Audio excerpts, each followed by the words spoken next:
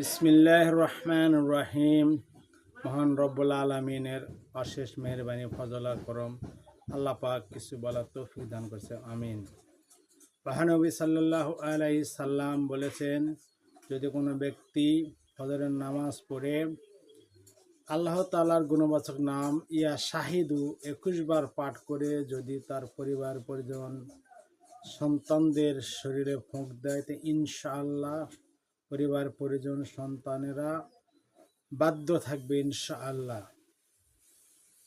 আল্লাহুম্মা সাল্লি আলা সাইয়্যিদিনা কুল্লামা যাকারাহু যাকিরিন ওয়া কুল্লামা যিকরিহুল গাফিলুন।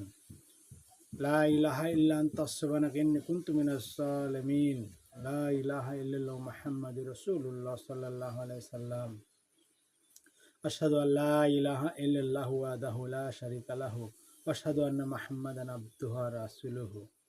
কোনো ব্যক্তি যদি এই দোয়া পড়ে তাহলে 20 লক্ষ নেকি হয়।